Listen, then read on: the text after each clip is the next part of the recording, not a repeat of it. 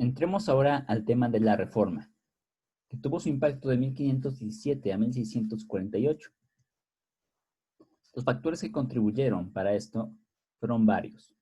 Encontramos factores políticos, en lo cual tanto naciones como clérigos buscaban liberarse de Roma, liberarse del abuso, de la opresión, de esta falsa doctrina que tenían sobre la supremacía del Papa, de esta corrupción que había en la iglesia. Y por otro lado, los reyes querían autonomía. Algunos querían ser libres de Roma, querían no tener que darle cuentas a una iglesia. En cuanto a factores económicos, las naciones fueron tomando cada vez más riquezas. Se fueron enriqueciendo al grado tal que eran independientes y creían que podían hacer su vida sin la influencia de la iglesia tras ellos. No les gustaba que la iglesia estuviera cobrando para que eh, se dieran servicios religiosos. Había factores culturales, había diferencias de independencia, individualismo, había ideas donde el ser humano podía ser libre sin estar necesitando de una institución eclesiástica como la iglesia, y cada vez fue más la dependencia hacia el Estado, más que hacia la iglesia. Por la parte intelectual, el Renacimiento fomentó este regreso a las artes, a la ciencia, al estudio, llevando a cuestionar las doctrinas establecidas, mientras que por la parte religiosa y moral, era notorio que la iglesia era corrupta, que la iglesia solamente se enriquecía y buscaba su propio bienestar. Entonces, muchos creyentes perdieron el anhelo de una iglesia firme hasta que llegan los esfuerzos de reforma con la esperanza de cambiar y de restaurar la iglesia. Estos son los factores que llevan a cabo la reforma. Se combinaron varios aspectos para que se diera lugar a este movimiento. De manera resumida, podemos encontrar al menos 5 enseñanzas básicas. En cuanto a la salvación, los protestantes, como fueron llamados más adelante, enseñaron que la fe es en Cristo Jesús, que la fe para salvación es lo único que se necesita, y esa fe está depositada en Cristo. Mientras que la teología católico-romana enseñaba que la salvación es a través de los sacramentos de la iglesia. Se daba por hecho que había fe en Cristo, pero se decía que había que cooperar para esta salvación mediante estos sacramentos. Como fuente de autoridad, la iglesia protestante fomentó que la Biblia era la única fuente de autoridad, mientras que la iglesia católico-romana fomentaba que también había la escritura, la iglesia como fuente de autoridad. Además de la escritura, además de la Biblia, la iglesia lo que enseñaba su tradición era fuente de autoridad tomada al mismo nivel de inspiración. En cuanto a la iglesia, los protestantes la veían como el organismo espiritual, mientras que la parte católica la veía como la organización eclesiástica, como una institución. Por otra parte, el estilo de vida, se mencionaba que la parte protestante requería vivir en Cristo Jesús, en la fuerza, en el poder del Espíritu Santo. Pero la Iglesia Católica Romana fomentaba que fuera por esfuerzos personales, a través de las limosnas, de las penitencias, a través de todos estos actos que por años habían enseñado y practicado. En cuanto al sacerdocio del creyente, la Iglesia protestante es la que dice que el hombre, el que ha sido redimido por Dios, que ha sido rescatado por Cristo Jesús, puede acercarse a Él sin otro intermediario, porque Cristo ha pagado el precio y ha abierto camino y el acceso al Padre. Mientras que la Iglesia Católica Romana decía que el sacerdocio solamente era para ciertas personas, denominadas el clero. Vemos un encuentro teológico en oposición, una contienda teológica en ambas partes. Tomás de Aquino fue el representante de la Iglesia Católica para su teología, para todo el desarrollo doctrinal que tuvo esta iglesia, mientras que los reformadores se basaron en la teología de Agustín de Hipona. Tomás de Aquino enseñó básicamente que el hombre no era totalmente malo, sino que solamente tenía una corrupción en la imagen de Dios, pero que era bueno, tenía una parte de bondad, mientras que Agustín enseñó que el hombre era totalmente depravado, es decir, ajeno totalmente a la gloria de Dios, ajeno a todo lo que Dios es. Es la base en la cual los reformadores se fueron a la Escritura para exaltar la gracia de Cristo Jesús.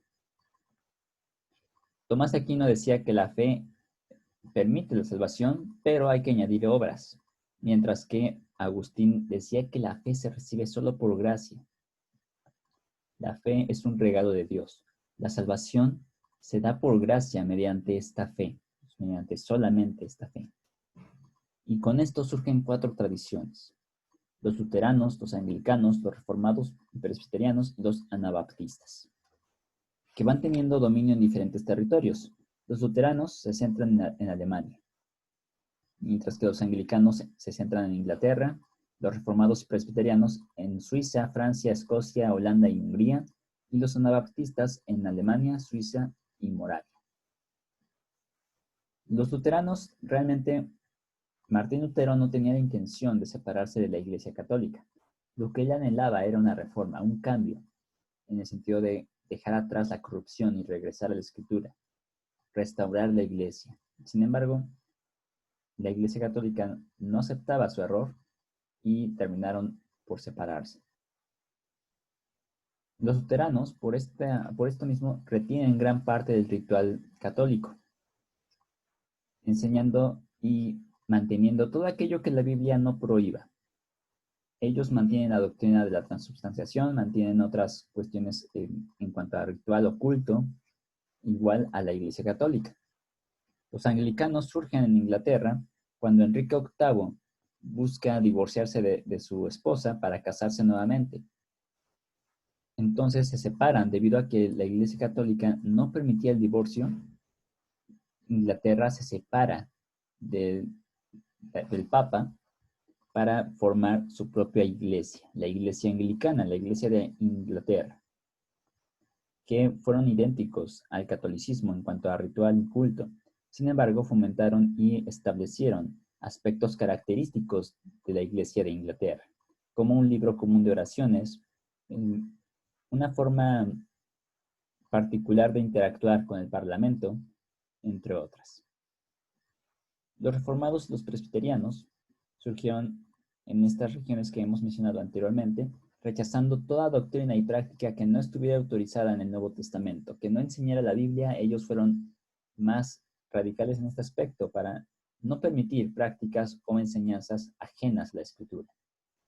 Mientras que los anabaptistas decían que los creyentes eran libres, ellos fueron también radicales y buscaban volver a los principios de adoración del Nuevo Testamento. Estas tradiciones continúan hasta la fecha, a excepción de los anabaptistas como tal. Sin embargo, aunque como tal ya no existen los anabaptistas en su forma pura, de ellos se desprenden diferentes movimientos como los movimientos menonitas, hermanos libres, bautistas, entre otros. Básicamente hubo un cambio de perspectiva. De nivel de autoridad, la Biblia fue tomada como la máxima autoridad, fomentando el principio de sola escritura. En cuanto a la eclesiología, la iglesia se vio como el cuerpo de Cristo, teniendo autonomía. Cada iglesia nacional fuera independiente, cada iglesia podía realizar prácticas particulares que no contradijeran la escritura, pero podían tener una forma de organización particular, sin tener que rendir cuentas a un solo obispo, como en el caso de Roma. Por la parte del clero o sacerdocio, decían que no había necesidad de un sacerdote como mediador entre Dios y el hombre, sino que el ser humano puede acercarse a Dios por la gracia de Cristo Jesús. Hay ministros que se dedican a guiar a la gente en el conocimiento de Dios, pero que jamás van a ocupar ese lugar de intermediarios entre Dios y el hombre. La salvación se enseñó nuevamente que es por gracia mediante la fe en Cristo Jesús, lo que se llamó sola fe. Lutero fue el primero que impactó esto, fue el que comenzó todo, con quien se desprende el movimiento de reforma. La salvación enseña que es por fe y no por obras. ridiculizando las reliquias, enseñando que no es necesaria una intercesión ante santos ni venerar reliquias para tener la salvación, sino que solamente por fe. Enseñó que la autoridad proviene de la Biblia y no de la Iglesia, desconociendo así la autoridad del Papa.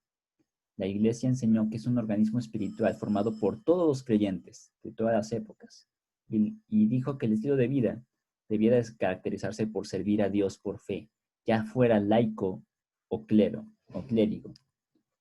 No importaba, no había división entre creyentes. Había funciones distintas, pero todos debían de vivir para Dios. En la región de Suiza se levanta un personaje que se llamó Ulrico Zwingli. Él enseñó también que la salvación es por fe, al igual que Lutero enseñó que la Biblia es la autoridad máxima y que la Iglesia debe de estar en restauración al patrón escritural, acercarse cada vez más a la Biblia, desconociendo al Papa como cabeza de la Iglesia y diciendo que es Cristo la cabeza. Él también fue de los primeros que enfatizó más que el clero puede casarse. Él lo aprobó y enseñó que se puede hacer. Habló de la cena del Señor como un recordatorio espiritual de la presencia de Cristo entre los creyentes. No algo literal de la carne y sangre de cuerpo de Cristo Jesús, sino un recordatorio y una presencia espiritual de Cristo en la cena del Señor. Mientras que vio la teología católica como algo erróneo. Se opuso principalmente a la enseñanza del purgatorio, de los sacramentos y de las indulgencias.